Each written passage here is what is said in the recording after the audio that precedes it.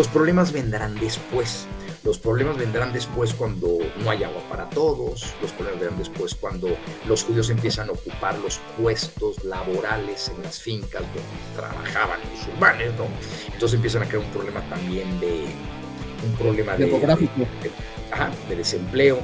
Entonces ahí es donde empiezan los conflictos, básicamente, cuando ya no son 25,000, ahora son 50,000 y después son 60,000.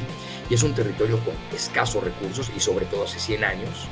Esa es la gran pregunta. ¿Qué pasó? Los ingleses se habían comprometido en 10 años darle independencia a Palestina como un estado unitario, ¿no? Un solo estado. Lo que sucede es la Segunda Guerra Mundial.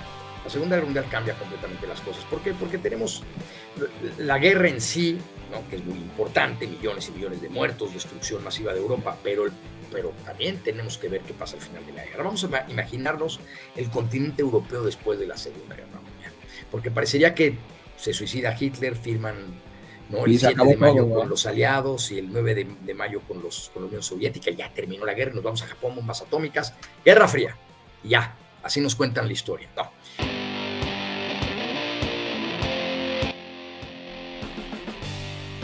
Bienvenidos a Grow Together, este espacio que creamos para desaprender, aprender, compartir y transformarnos juntos. Bienvenidos a nuestra 11ª temporada. ¡Comenzamos!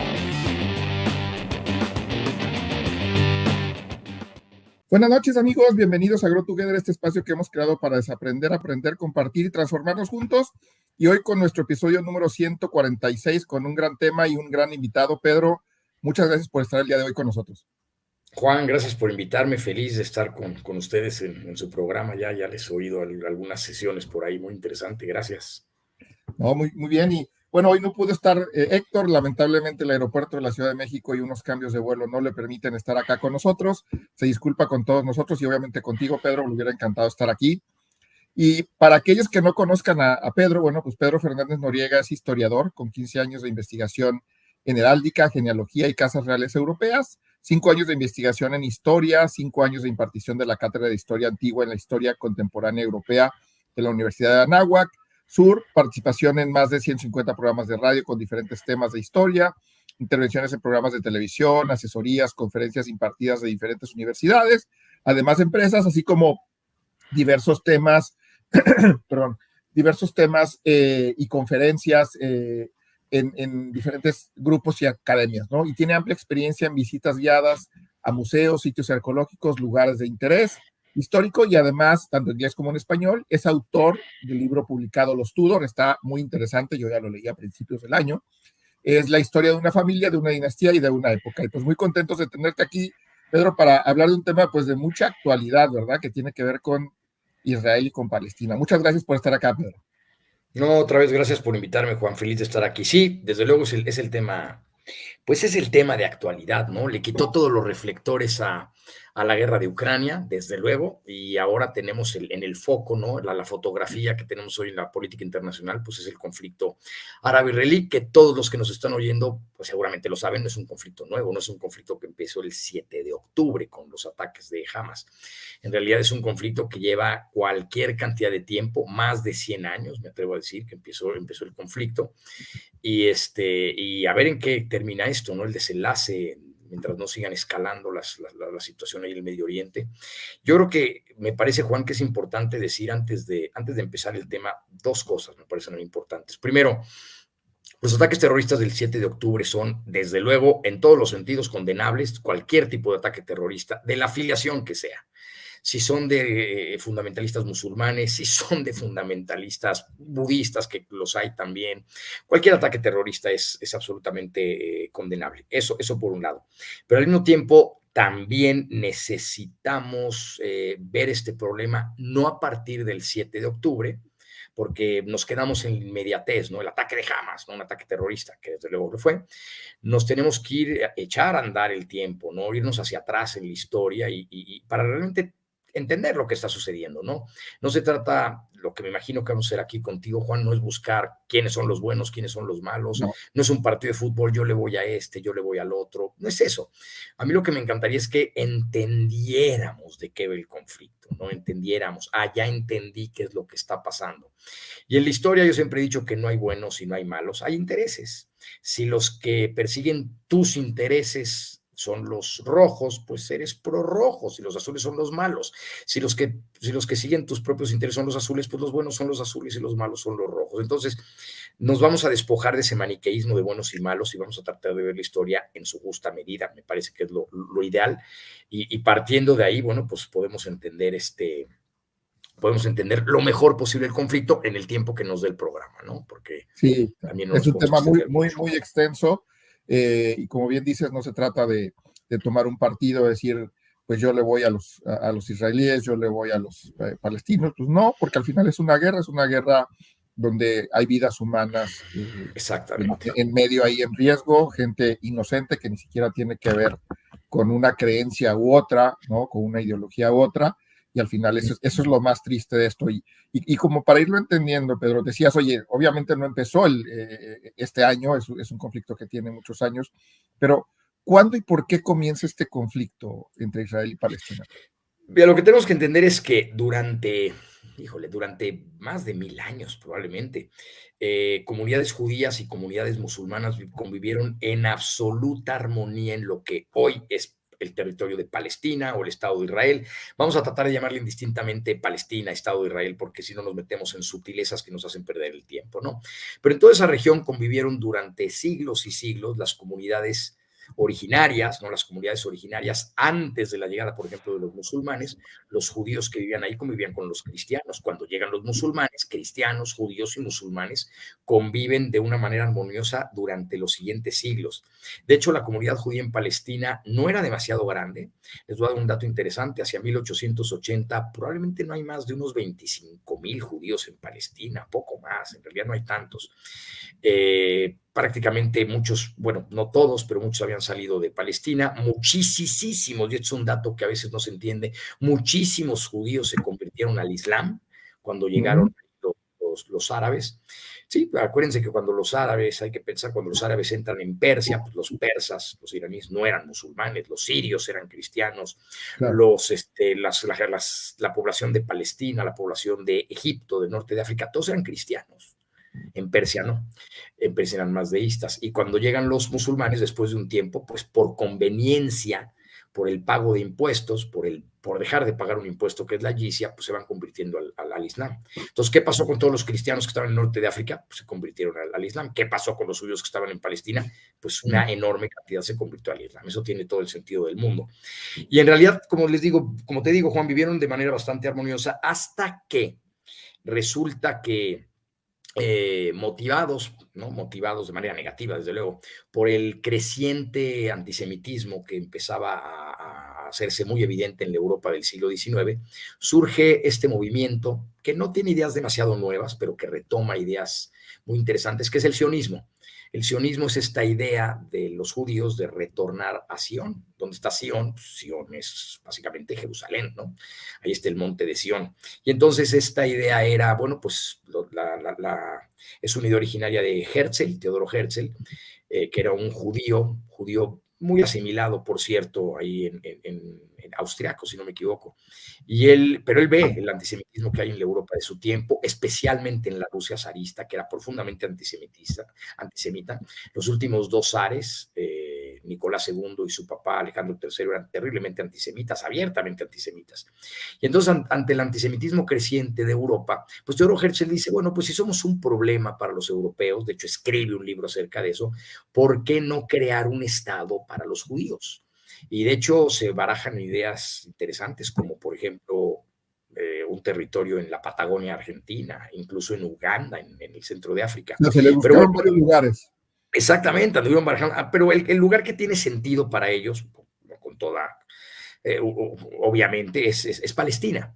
Y entonces, a principios del siglo XX, las comunidades judías de Palestina empiezan a recibir poco a poco a emigrados de Europa. De hecho, las comunidades europeas judías empiezan a organizarse para comprar de manera completamente legal, no le robaron las tierras a nadie, al menos no en ese tiempo, no son conquistas, empiezan a comprar tierras de manera legal, ¿no? Fundan la ciudad de Tel Aviv en 1909. ¿Y a quién le compran tierras? Bueno, pues terrenos baldíos, terrenos que no valían para nada y los convierten en kibutz. Algún terrateniente menor musulmán que vendía las tierras sin más porque le llegaban al precio. Y entonces a partir de la última década del siglo XIX y en las primeras décadas del XX empieza esta migración. Al principio no hay mayor problema. Simplemente van llegando colonos judíos a ocupar territorios que no eran demasiado valiosos y algunos otros Y que los sí lo compran empiezan a además, hacer. ¿verdad? Los compraron. Los compran de manera legal. Los problemas vendrán después. Los problemas vendrán después cuando no hay agua para todos. Los problemas vendrán después cuando los judíos empiezan a ocupar los puestos laborales en las fincas donde trabajaban musulmanes, ¿no? Entonces empiezan a crear un problema también de Demográfico. de desempleo. Y entonces ahí es donde empiezan los conflictos, básicamente, cuando ya no son 25,000, ahora son 50,000 y después son 60,000. Y es un territorio con escasos recursos y sobre todo hace 100 años. Entonces, por supuesto, la población musulmana del lugar, los palestinos musulmanes, pues empiezan a ver con muchísimo recelo la llegada de los judíos y eso eventualmente va a estallar inevitablemente en un conflicto. Ahora, ¿qué pasa si están ahí los turcos otomanos? Cuando llega la Primera Guerra Mundial, los turcos otomanos, que combaten al lado de las potencias centrales, es decir, junto a Alemania y junto a Austria-Hungría, los turcos otomanos van a llevar, ¿no? Van a pelear esta guerra que al final van a perder. Todo el mundo sabe que pierden la Primera Guerra Mundial estas potencias.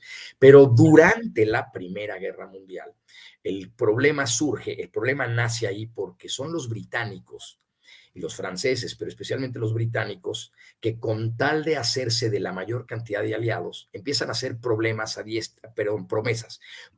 diestra y siniestra. Y entonces a Hussein, el jerife de la Meca, el dirigente espiritual de alguna manera y político de los musulmanes, que administraba la Meca desde entonces, que era parte del territorio del Imperio Otomano, le ofrecen una gran Arabia que abarque todo lo que hoy es la península arábiga, Yemen, Omán, Qatar, Emiratos Árabes Unidos, incluso Mesopotamia, por supuesto, incluyendo Palestina, con tal de que ayuden a los ingleses en su esfuerzo bélico en contra de los turcos, como pues saboteando las vías férreas, guerra de guerrillas, etcétera, etcétera. Es la época del famoso Lawrence de Arabia. Lawrence de Arabia es el que va a gestionar todo esto con los turcos.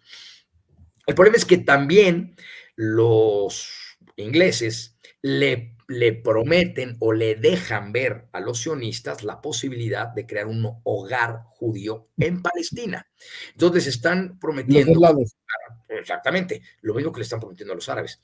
Y aquí es cuando entra en juego la famosa declaración Balfour de 1917. Balfour es el ministro de Asuntos Exteriores de Gran Bretaña en ese tiempo. Y entonces le manda esta carta a Lord Rothschild, un connotado banquero, político, miembro del Parlamento británico, con mucho dinero desde luego, y simpatizante del sionismo, y entonces lo que quiere Inglaterra, ¿qué es? Lo que quieren los británicos, ganarse el apoyo incondicional de los sionistas, del sionismo en su esfuerzo bélico. ¿De qué manera? Pues apoyo económico, apoyo de todos los sentidos posibles. Y al mismo tiempo que el sionismo, que también existía en Alemania y en otros lugares, trabaje en detrimento de la guerra, es decir, trabaje en contra de la guerra. Entonces los británicos, bueno, pues le prometen todo a quien pueden prometer. Y esta declaración Balfour, para los que nos están oyendo, es un documento increíblemente ambiguo, porque dice que el gobierno de Su Majestad Británica verá con buenos ojos la creación de un hogar judío en Palestina. ¿Qué quiere decir esto de un hogar judío? Muchísimo. Es un estado, ¿no? Es un caserío, es un lugar bajo el sol simplemente, ¿no? Y que el gobierno de Su Majestad va a poner en juego todos sus esfuerzos para que esto se lleve a cabo. Y por otro lado dice que no se van a perjudicar los intereses de las poblaciones locales y tal y tal. Pero piensa en el documento. Es un documento de una potencia europea hablando sobre un territorio no europeo que pertenece al Imperio Otomano, ni siquiera lo dominan ellos. Se le está prometiendo a un tercer grupo sin consultar a nadie que vive ahí desde hace siglos. Entonces, es un documento que va a causar muchísimos problemas. ¿De quién es culpa? Pues de los británicos. Los británicos no van a tener, no es el único problema que van a tener durante la Primera Guerra Mundial, más bien en los acuerdos de Versalles. Cuando llegan los acuerdos de Versalles, llegan a reclamar los italianos porque les prometieron lo mismo que a los serbios que a los italianos, los árabes, los judíos, cualquier cantidad de problemas tienen ahí. Y entonces, cuando termina la Primera Guerra Mundial, oleadas bien importantes de judíos europeos empiezan a migrar. ¿Pues a dónde? Pues a Palestina. Nos lo prometiste, nos dijiste que no iba a haber problema. Y esos territorios, después de la Primera Guerra Mundial, se los repartieron entre los británicos y los franceses, la famosa repartición del Tratado de Sykes-Picot, ¿no? Y claro, los ingleses, los británicos dominan lo que en ese entonces se entendía como el territorio de Palestina tal cual, es decir, del río Jordán al Mediterráneo, y lo que hoy se conoce como Jordania. Todo ese territorio es la famosa Palestina británica, todo junto, así le llamaban, ¿no? Y entonces los británicos pues permiten esta migración que se va incrementando. Porque ellos gobernaban el territorio, lo que dice. Ellos lo controlaban, lo convierten en un mandato. La Sociedad de Naciones, recién creada después de la guerra, les concede el mandato sobre ese territorio. ¿Qué es un mandato? No es una colonia.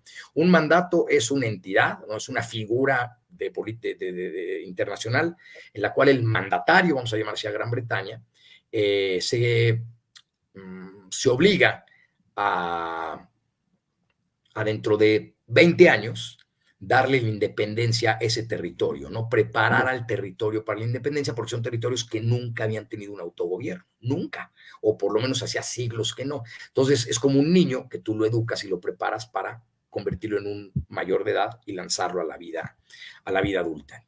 Claro, con estas migraciones, pues por supuesto que tenemos una cantidad enorme de problemas. Cuando empezamos a ver problemas de desempleo, lo que dijimos hace ratito, problemas de agua, problemas de límites, ¿no? Que de aquí para que es mío, pero ya eché 1 metro hacia allá mi valla, y entonces te estoy robando el agua. Y sobre todo, la parte del desempleo, no sé si se entiende bien. Si yo compro una finca a un árabe, voy a meter a trabajadores judíos, por lo tanto voy a correr a los musulmanes. Y entonces se crea un problema, además de que los árabes empiezan a ver cómo, pues una palabra que se me ocurre empiezan a ver cómo se inunda poco a poco el territorio de judíos.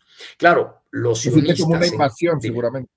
Pues una especie de invasión, aunque es legal, porque los británicos pues lo permiten de manera legal, las compras de tierra son legales. O sea, no hay ningún tipo de ilegalidad ahí, eso hay que entenderlo. Sí, no llegaron ni se adueñaron con una guerra, fueron llegando en condiciones legalmente establecidas. Son legales las compras de tierras. Y por otro lado, el líder del movimiento sionista, que en ese tiempo ya no es Herzl murió, el que queda al frente es Chaim Weizmann, un judío muy hábil, muy inteligente, muy hábil.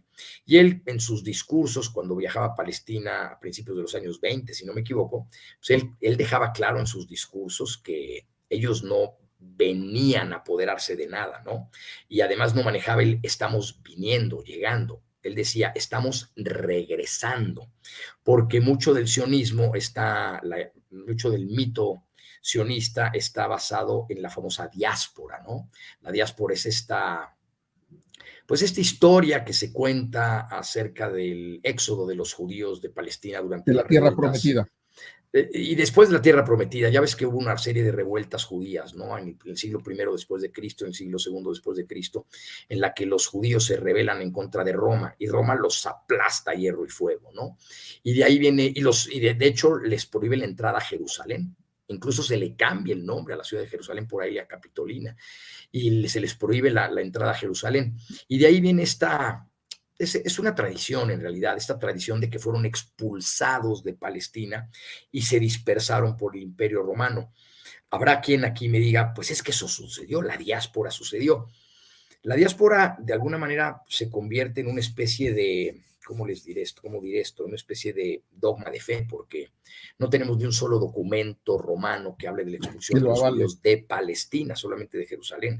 No tenemos vestigios arqueológicos que nos permitan saber, que nos permitan comprobar que hubo un crecimiento poblacional de comunidades judías fuera del imperio de repente, así por sorpresa, ¿no? Los censos romanos tampoco lo reflejan. Los romanos no hacían eso, además, no es una costumbre romana. Entonces, por eso Chaim Weizmann dice, estamos regresando, ¿no? Estamos regresando y vamos a unir esfuerzos para lograr un país independiente entre palestinos musulmanes y los que vamos llegando.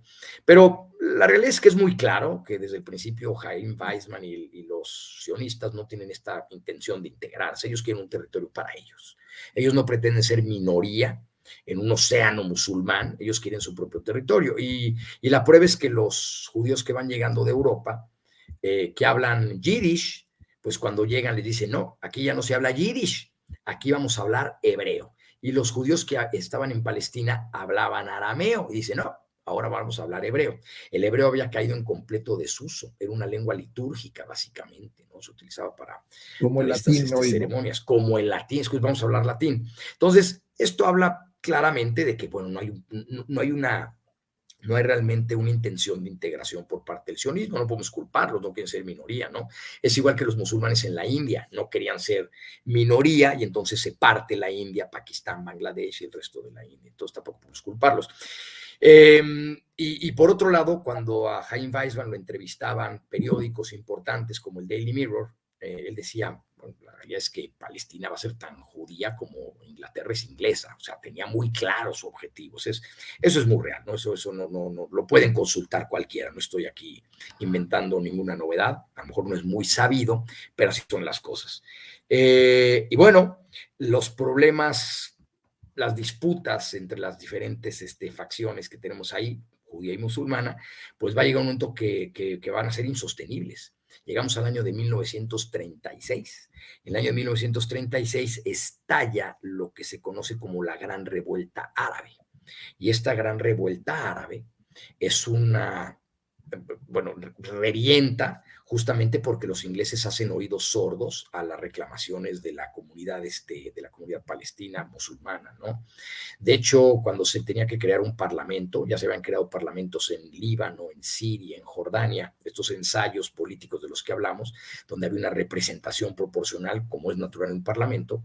Cuando se iba a instalar un parlamento en Palestina, resulta que había 22 curules. La propuesta británica es de 22 curules, 10 curules ocupadas por musulmanes, 2 curules ocupados por judíos y las otras 10 por británicos.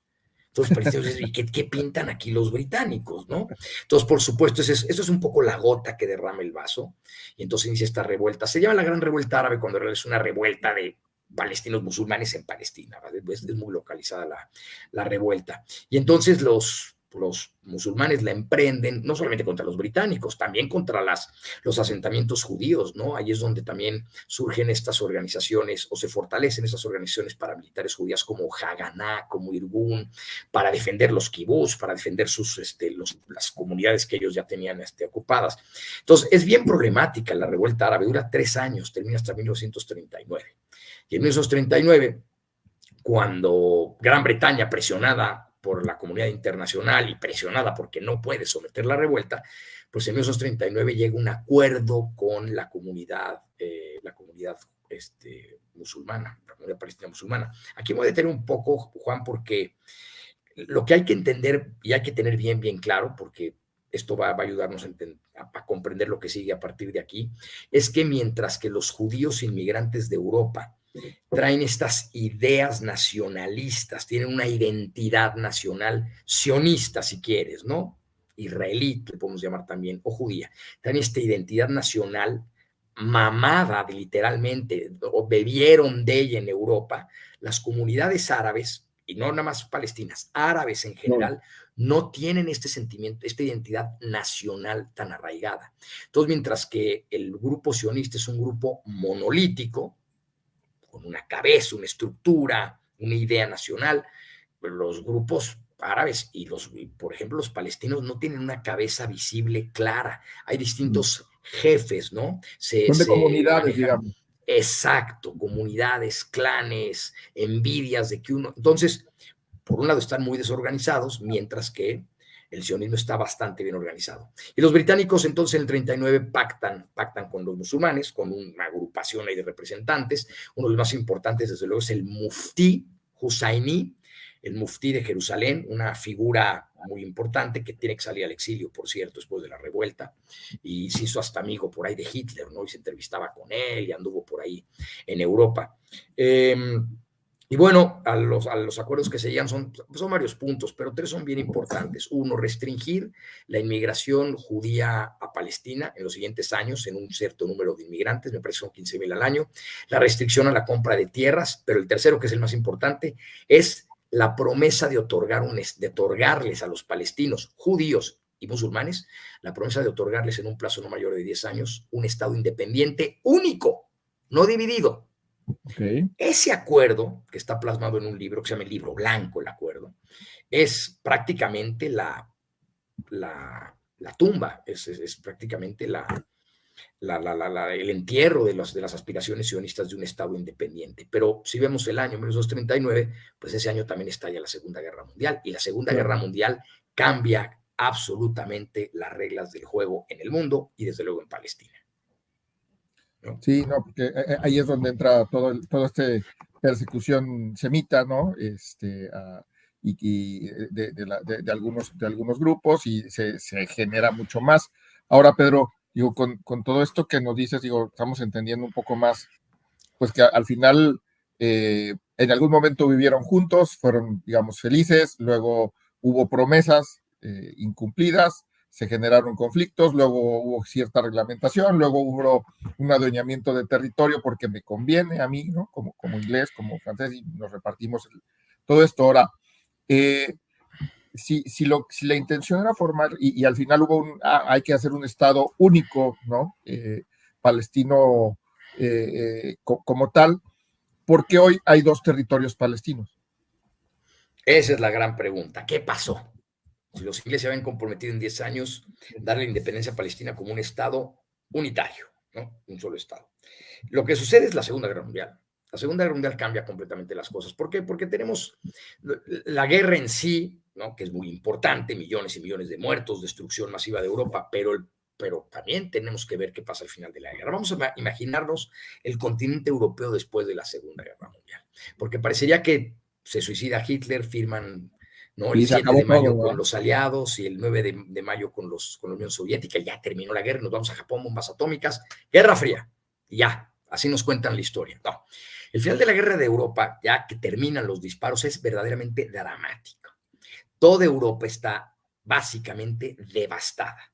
La ciudad menos destruida probablemente la menos destruida tiene entre un 25 y un 30% de destrucción, cuando hay ciudades alemanas y otros lugares, en Francia, en Rusia, en la Unión Soviética, que tienen hasta el 80% de sus edificios destruidos. Entonces, es un continente devastado, con epidemias de diferentes enfermedades, especialmente tifus. El tifus campea por toda Europa, ¿no? Se lleva cualquier cantidad de víctimas. Tenemos problemas de hambrunas, tenemos problemas de migraciones, de refugiados. Imagínate cuando termina la guerra, la cantidad de prisioneros, millones y millones de prisioneros soviéticos en campos alemanes, millones de prisioneros franceses, británicos en campos alemanes, millones de alemanes en Francia, en campos en Francia y en Bélgica, las carreteras destruidas, falta de medicinas, ¿no?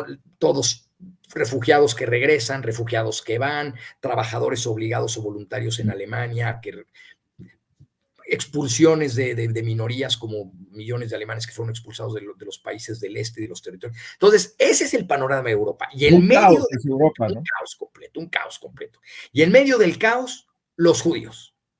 Los judíos que habían sido, ¿no?, sacados de sus casas, llevados a guetos, de guetos trasladados después a un abanico de campos, desde campos de trabajo, campos de todo lo que sabemos, exterminio.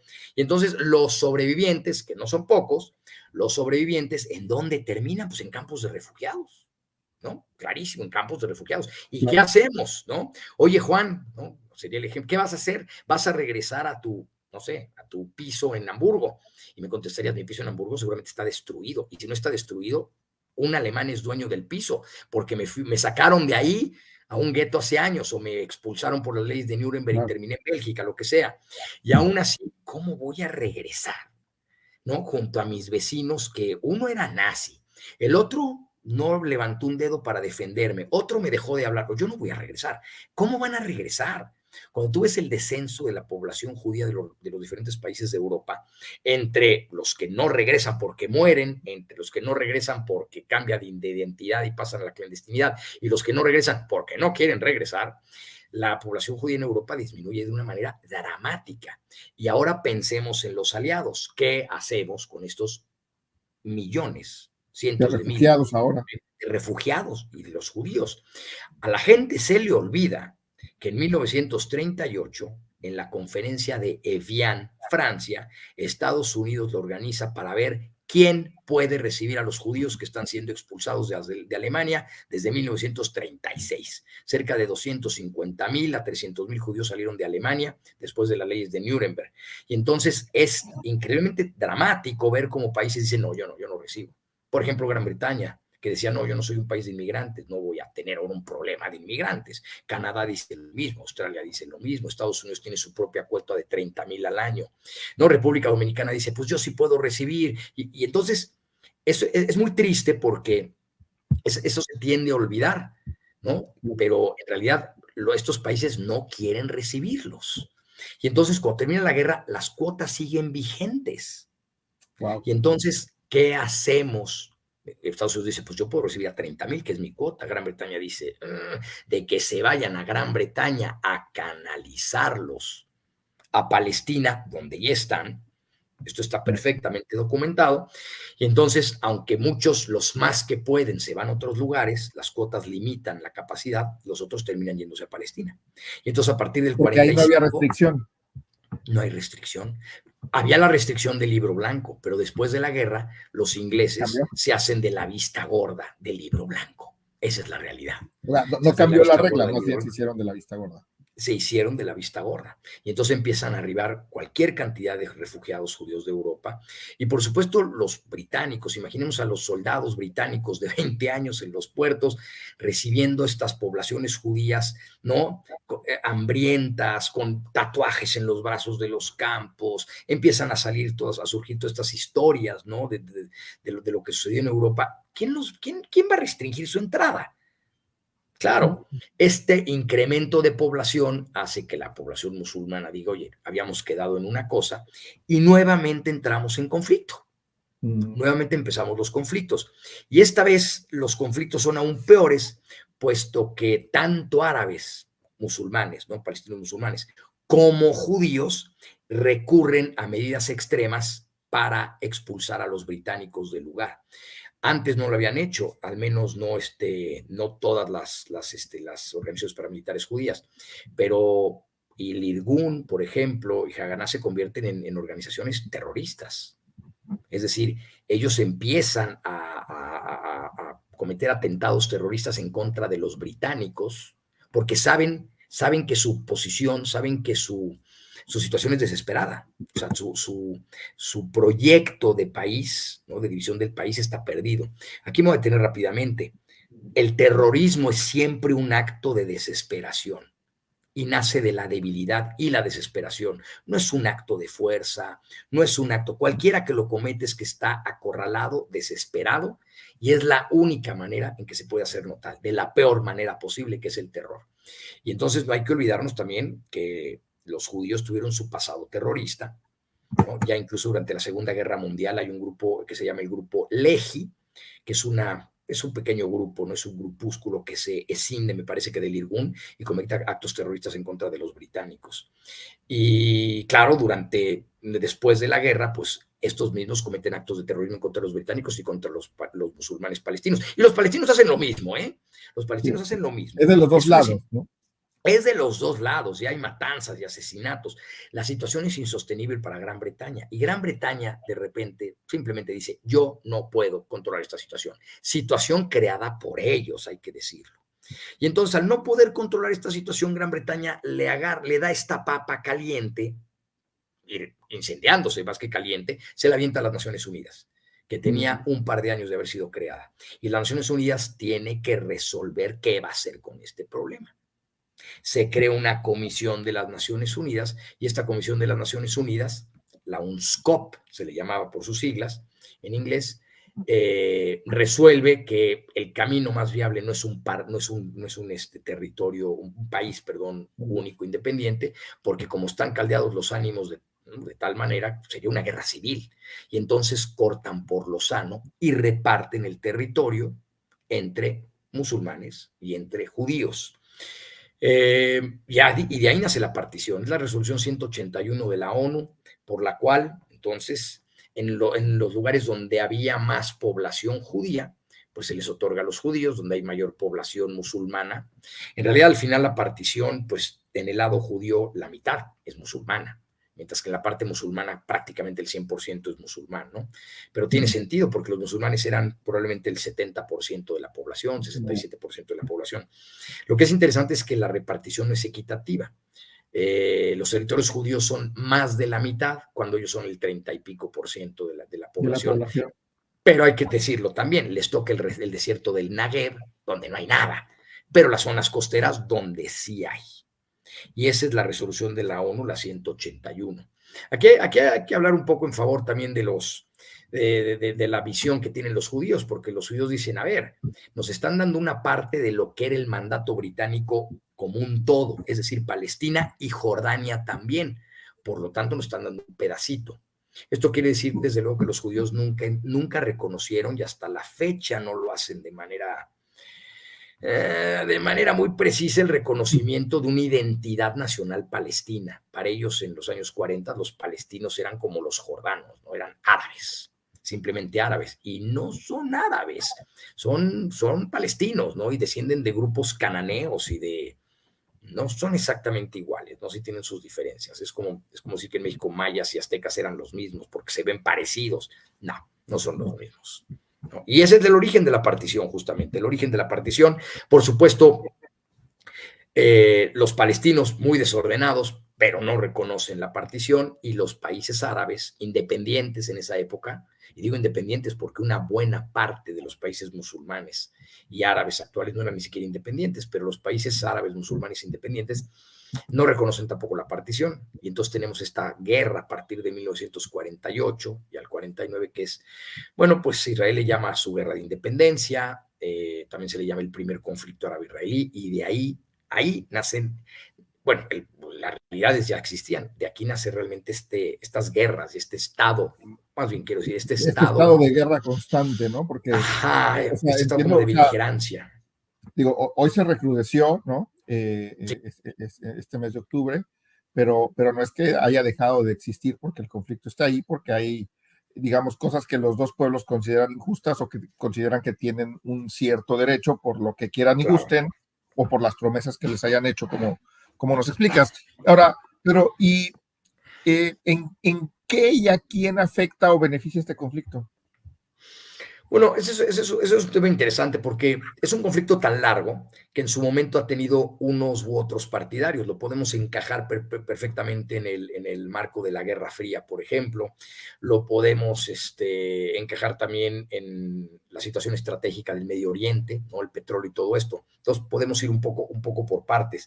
Hay una parte importante. Una vez que se dividen los territorios y está ahí este conflicto, bueno, pues los judíos, vamos a llamarles israelíes, porque ya crean su Estado, ¿no? Proclaman su independencia en 1948.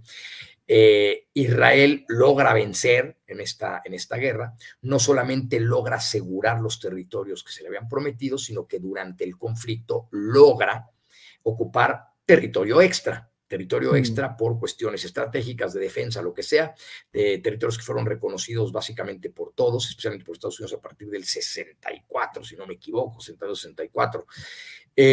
Y claro, como desde el principio la división era bastante irregular, una reminiscencia de esa división es la Franja de Gaza. Cuando es la guerra de independencia, los egipcios entran en Palestina para apoyar a los palestinos musulmanes en la región costera, y al final, cuando termina la guerra, se quedan ocupando Gaza y queda como del otro lado, mientras que los palestinos son expulsados de los lugares, no solamente de los que les correspondían, sino de los que correspondían al Estado de Israel, y quedan nada más en la parte de Cisjordania. Durante la guerra, Jordania ocupó Cisjordania, para ayudar a los palestinos, y cuando terminó la guerra se quedaron ahí los jordanos, en Cisjordania. Así se queda la situación. Por eso tenemos una parte que es Cisjordania y otra parte que es la franja de Gaza. Son parte de la partición, ¿okay? Son parte de la repartición, pero no están unidas territorialmente por la naturaleza de la partición. Cualquiera que ve un mapa dice, caray, ¿por qué dividieron así? Uno aquí y otro pedazo acá, ¿eh? Exactamente. Y a partir de esta guerra, pues todos los países árabes de los alrededores pues, se la tienen jurada a Israel, ¿no? No van a tolerar la existencia del Estado de Israel. Y entonces vendrán los conflictos posteriores, ¿no? La guerra del Canal de Suez en el 56, la guerra de los 6 días en el 67, la del Yom Kippur en 1973. Entonces, durante todo este proceso, pues claramente tenemos la situación siguiente, la situación geopolítica siguiente. El apoyo incondicional de Estados Unidos a Israel tiene básicamente un objetivo y una razón, y es que Israel es un aliado incondicional de los Estados Unidos en un territorio donde tradicionalmente Occidente no ha sido demasiado popular, y es un territorio, es una zona estratégica. La margen oriental del Mediterráneo, a tiro de piedra del Cairo, a tiro de piedra de los pozos petroleros del Medio Oriente, a tiro de piedra de todo, del Canal de Suez. Y entonces, claro, Israel es una dependencia de Estados Unidos de alguna manera, y para Estados Unidos es un aliado incondicional, y son afines ideológicamente, y al final del día los israelíes, aunque estén en Asia, están muy occidentalizados. Y claro, en el marco de la Guerra Fría, esto hace que los países árabes se vuelquen a la Unión Soviética. Y entonces se convierte en un conflicto proxy entre Occidente, entre Estados Unidos y la Unión Soviética, un conflicto proxy en el Medio Oriente entre estas dos potencias. Es lo que va a suceder, ¿no? Va a suceder esto hasta la disolución de la Unión Soviética en 1991, cuando ya Rusia no pinta básicamente nada. Entonces, hoy a quién beneficia, hoy a quién, es un tema bien complicado, ¿no? Porque parecería, y está bien que tengamos esa percepción que todo está íntimamente conectado. La guerra de Ucrania tiene que ver con esto, Rusia tiene que ver con esto, Irán, China. Al final del día, sí. Al final del día, habíamos platicado un poco si esto es la Tercera Guerra Mundial, si no es la Tercera Guerra Mundial. Es difícil. Cuando empezó la Segunda Guerra Mundial, nadie dijo, esta es la Segunda Guerra Mundial. Sí, claro. Cuando los alemanes, ¿no? Cuando los alemanes ocuparon Austria en el 38, y después los Sudetes ese mismo año, y después desmantelan Checoslovaquia entre el 38 y el 39, nadie dijo, este es el preludio de la Segunda Guerra Mundial. No, ni siquiera cuando Alemania invadió Polonia dijeron, aquí empezó la Segunda Guerra Mundial. Entonces, cuando tienes la historia tan cerca, es muy complicado definirlo. ¿Podríamos estar en el inicio de la Tercera Guerra Mundial? Sí, eso definitivamente. Pero yo más bien lo que quisiera aquí resaltar es que, fíjense lo que dije hace rato, en 1991 se disuelve, ¿no? Se desintegra la Unión Soviética y se convierte en la CEI famosa, ¿no? La Comunidad de Estados Independientes. ¿Y qué significa esto? Que de la Guerra Fría es un mundo bipolar. A partir de 1991 vamos a vivir durante más de 20 años en un mundo unipolar. Lo que pasa es que nos acostumbramos, y muchos jóvenes que hoy tienen 25 años, que tienen 30 años, están acostumbrados a un mundo unipolar. Incluso los que nacieron en el 95, en los 90, es un mundo unipolar. Y lo que está sucediendo ahora a nivel mundial es que estamos asistiendo al surgimiento o resurgimiento de un mundo bipolar, sino multipolar. Y entonces, claro, el que Rusia diga, no nos vamos a meter aquí en el conflicto de Ucrania, pero el que Rusia diga, para mí la integración de Ucrania en la OTAN es un tema de seguridad existencial, fíjense, existencial, ¿ok? Pues es que no lo es, no importa lo que tú pienses, lo importante es lo que piensa Rusia. Entonces, y Rusia no es Irak, Rusia no es Afganistán. Rusia da un manotazo, para bien o para mal, justo o injustamente, y dice, hasta aquí, esto yo no lo acepto. Y claro, le ponen sanciones que no le han hecho absolutamente nada, ¿no? Toda su economía la orientó hacia la India, hacia China, y claro, todos los países que tienen un tema con Estados Unidos, Irán, Corea del Norte, China por la competencia económica, pues todos empiezan a formar un bloque para oponerse al mundo unipolar que hacía y deshacía. Los norteamericanos no se portaron tan mal, por decirlo de alguna manera, en los años anteriores a la caída de la Unión Soviética. A partir de los 90 se metieron aquí, se metieron allá de manera completamente impune. Ya no. Y esto que está sucediendo ahora, yo no digo que haya tenido nada que ver con ello Rusia, no hay pruebas, ¿no? Irán seguramente tiene algo que ver por ahí, desde luego, pero aquí lo que es un hecho es que Hamas, de la peor manera posible a través del terrorismo, llama la atención haciendo esto, y lo que detona me parece que lo que hizo Hamas, me parece que es el proceso de normalización de las relaciones diplomáticas entre Arabia Saudí e Israel, porque uno de sus campeones principales se le va a los palestinos, ¿no? Entonces es una manera probablemente de llamar la atención del mundo y sacudirlo y poner el foco en Palestina, ¿no? Porque yo sé que así funcionan los medios de comunicación, pero lo que hizo Hamas, que es inenarrable, irreprobable, no hay manera de justificarlo, lo que hizo Hamas, que es terrible, tiene que suceder eso para que volteemos a verlo, porque Claro. fue Israel el agredido y la víctima, ¿no?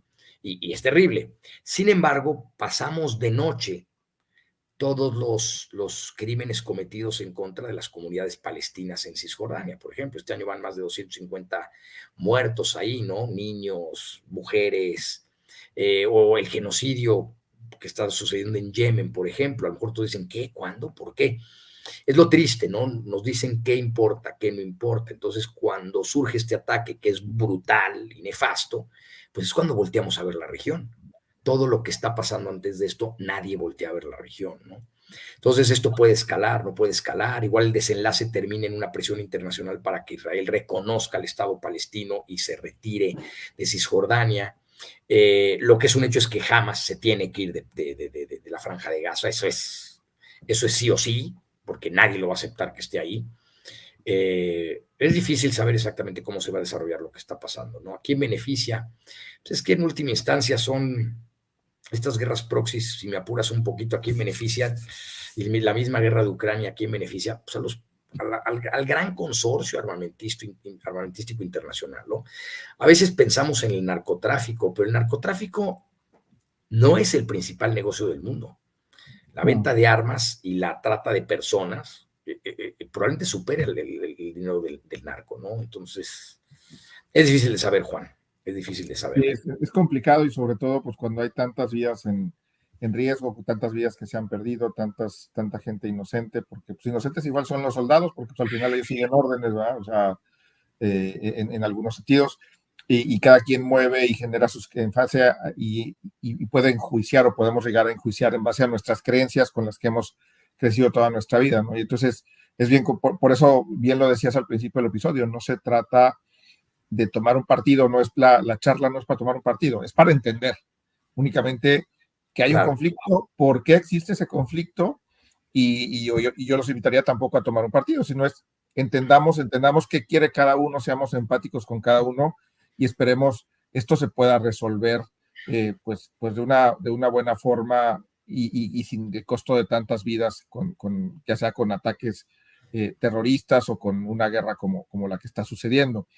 Y nomás como por seguir complementando, entonces Estados Unidos se vuelve aliado de Israel por conveniencia estratégica de territorio, básicamente, es lo que nos platican. Sí, Estados Unidos tiene intereses bien importantes en la región, con la salida de Gran Bretaña del Medio Oriente después de la Segunda Guerra Mundial, y más aún con su salida después de la pérdida del Canal de Suez en 1956.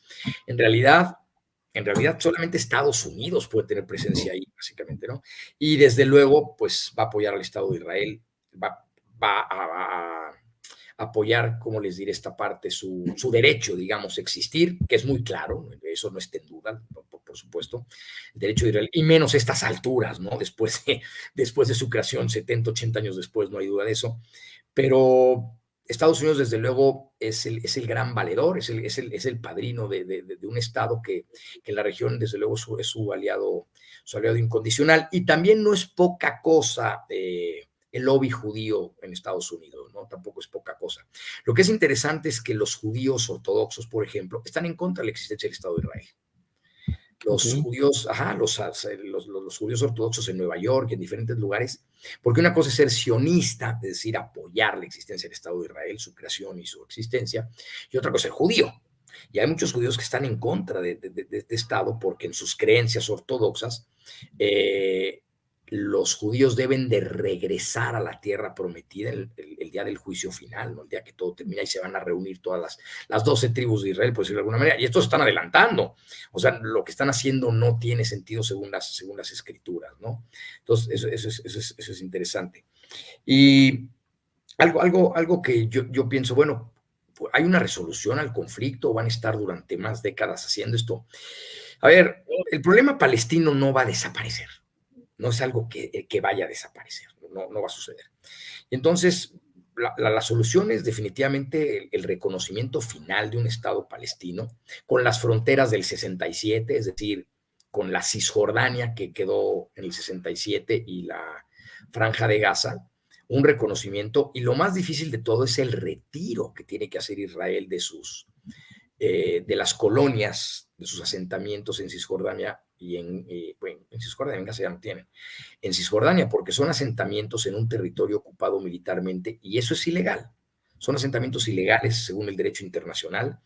También hay que decir esta parte, Israel ha ignorado cerca de al menos 13 resoluciones de la ONU que No. dice, a ver, ¿no? Esto es ilegal, retírate de acá, haz esto y lo otro. Lo que pasa es que las resoluciones de la ONU, si no tienen la unanimidad del Consejo de Seguridad, no tienen, son recomendaciones. Ay, ojalá hicieras esto.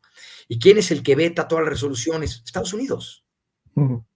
¿Qué país no reconoce al el Estado palestino? Estados Unidos y Ya. parte de Europa Occidental.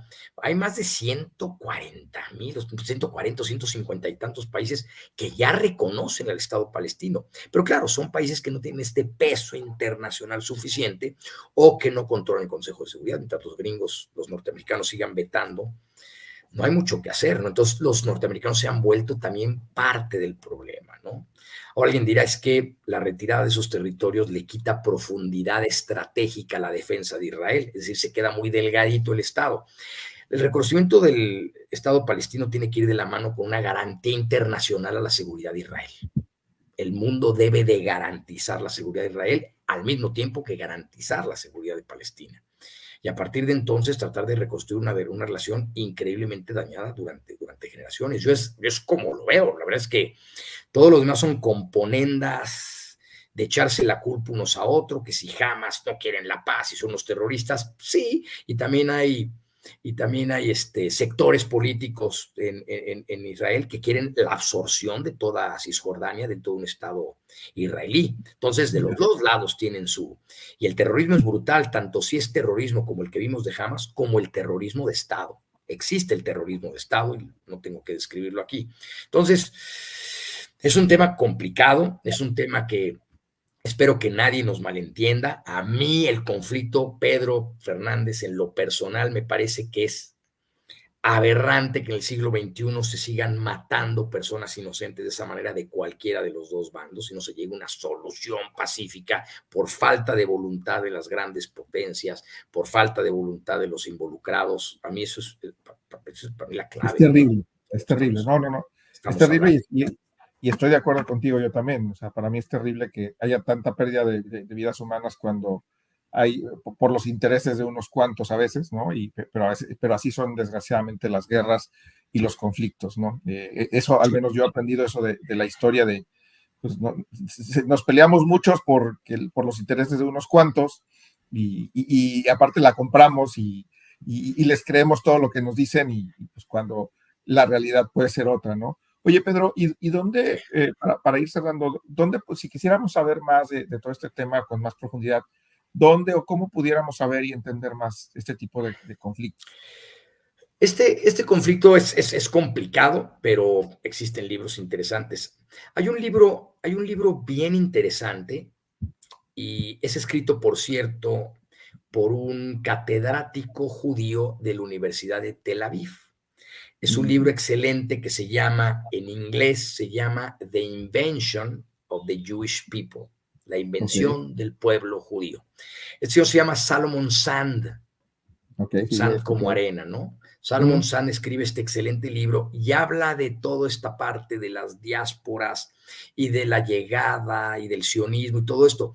Y entonces, lo que es bien interesante es que es un judío de la Universidad de Tel Aviv. Entonces, ni siquiera dices, no, es que este es antisemita, no, pues se haría el harakiri, ¿no?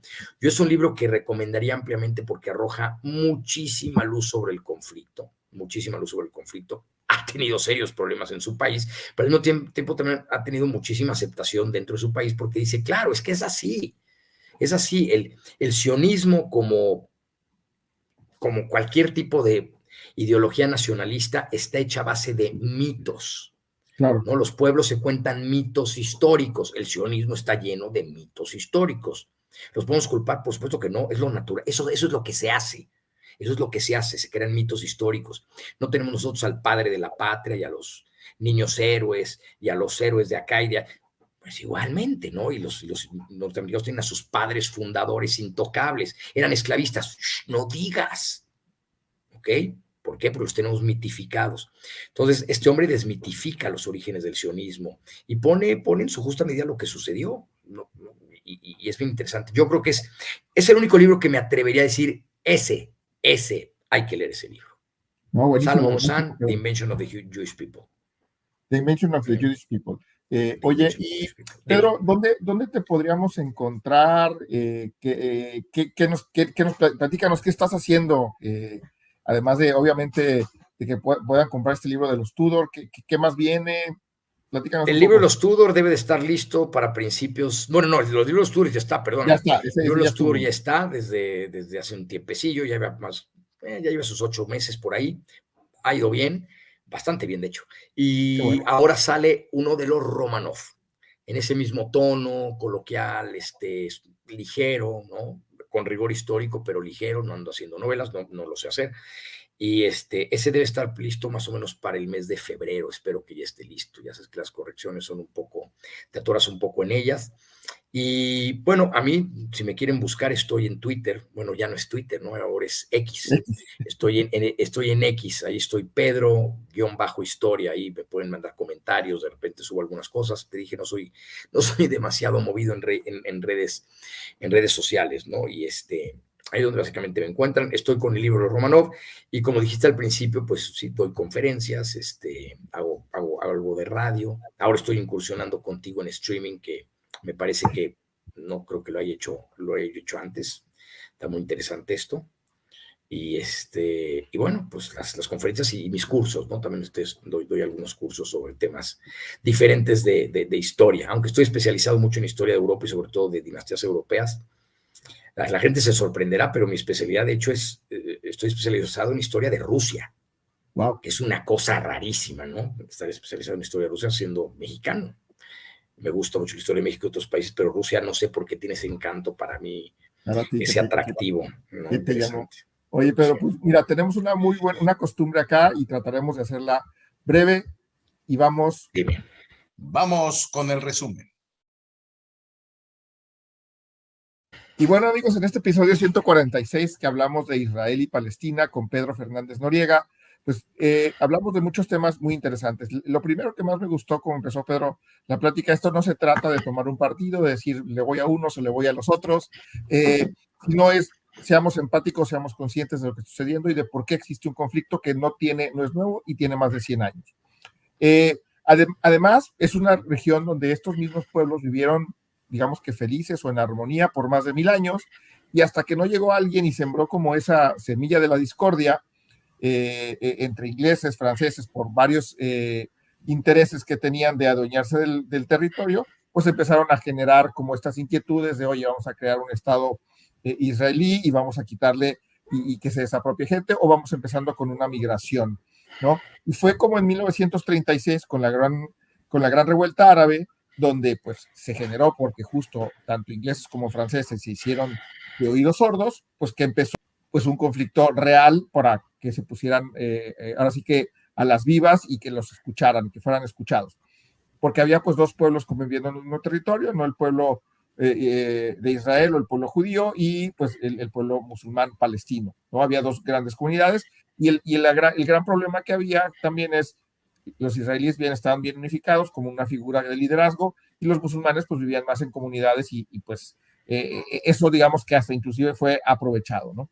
Y lo que querían o lo que se buscaba y se prometió en aquel entonces fue un Estado independiente único, donde todos convivieran juntos, no que estuvieran por aparte. Sin embargo, vino la Segunda Guerra Mundial y pues los ingleses aprovecharon, se hicieron de la vista gorda, aprovecharon y empezaron a mandar diferentes países, pues, muchos refugiados justo al territorio palestino-israelí, y pues eso generó que pues más conflicto y generó que pues tanto los británicos como la ONU como otros países se decidieran yo no le entro, y pues la ONU fue la que se encargó de repartir un territorio que le repartió más o menos el 70% a Israel, el 30% a los musulmanes, cuando estábamos digamos al revés en términos de población, ¿no? Entonces pues empezó a generar ahí un interés y más bien un desgaste por esto de los pueblos musulmanes árabes, ¿no? ¿A quién le afecta o beneficia esto? Pues en diferentes momentos de la historia le ha afectado o beneficiado a diferentes pueblos, inclusive en algún momento cuando se creó la franja de Gaza, fue con apoyo de los egipcios, fue con apoyo también la parte de Jordania, y pues bueno, los árabes empezaron a querer tomar un partido apoyando, digamos, a los palestinos. ¿Por qué? Pues porque se sentían invadidos, ¿no? Y luego viene Estados Unidos con otro componente donde dice, bueno, me ayuda a tener un aliado estratégico en ese territorio, pues por eso los apoyo y sigo apoyando esta existencia de este Estado. Y en su momento la Unión Soviética pues apoyaba hasta los árabes, hasta que fue su caída en 1991. Podríamos decir que estamos en la Tercera Guerra Mundial. La realidad, nos decía Pedro, no lo sabemos, porque pues tampoco nadie nos dijo ya empezó la primera, ya empezó la segunda, cuando fue en aquel entonces, pero lo que sí, estamos ante el resurgimiento de un mundo de ser unipolar a ser bi o multipolar, y entonces pues es ahí donde esas ideologías que no empatan los intereses, y pues la gente, ahora sí que algunas personas se aprovechan. En algún momento se generó mucho más el conflicto en este mes de octubre, porque Hamas pues llamó la atención, ¿no? Dijo, oye, pues aquí estamos, no estás cumpliendo y pues yo me manifiesto. No es la mejor manera, pero pues es la manera como encuentra de manifestarse un pueblo, que me gustó mucho, como lo dijo Pedro, cuando el terrorismo existe cuando pues la gente está pues angustiada, está desesperada y dice, pues yo levanto la mano de alguna manera para que me hagan caso, la levanté de muchas maneras, no me hicieron caso, bueno, ahora lo hago con violencia, y entonces no es lo mejor, pero es una forma de hacerlo, ¿no? Si bien los medios hoy han hecho grandote el conflicto reciente por los meses de octubre, pues tampoco nos habían dicho, pues oye, hubo otros conflictos previos y hubo otros muertos previos a todo este conflicto durante varios años. Al final, los más beneficiados en este negocio de la guerra, pues son los que hacen las armas, ¿no? Y eso pues no ayuda. Sin embargo, algo que también con lo que me quedo es, pues hay judíos ortodoxos que no apoyan el Estado de Israel, ¿no? Que no apoyan que eso se genere y pues no están de acuerdo, y por lo tanto no están de acuerdo con el conflicto. Pedro nos decía, esto se puede hacer que termine cuando haya el reconocimiento de un Estado palestino único, cuando haya un retiro de Israel, de los israelíes o de los judíos de los territorios ocupados, pero eso pues va a llevar tiempo y va a llevar seguramente muchos intereses. Finalmente nos recomendaba, para saber más del conflicto, del libro de The Invention of the Jewish People de Salomon Sand, que es un catedrático de la Universidad de Tel Aviv. Ese es el libro que más nos recomienda Pedro, porque es un libro escrito por un judío que habla de todo esto, pero no solo desde el punto de vista judío, sino un punto de vista mucho más amplio. Y próximamente no se pierdan entre el mes de enero y febrero del nuevo libro de Pedro, de los Romanov. Y con esto termino mi resumen, Pedro, no sin antes agradecerte nuevamente por estar acá con nosotros. Nos dio mucho gusto que estuvieras aquí compartiendo. Muchísimas gracias, Juan, ¿no? Feliz. Bueno, me encantó tu programa. Gracias por invitarme, que se repita. No, muchas gracias, con mucho gusto. Y bueno, pues nos vemos hasta la próxima, amigos. Bye, bye. ¿Y bien? ¿Qué vas a hacer por ti? Te recuerdo que estamos en redes sociales. Síguenos en GrowTogetherMX y GrowTogetherMX en Instagram. Síguenos, dale like y comenta.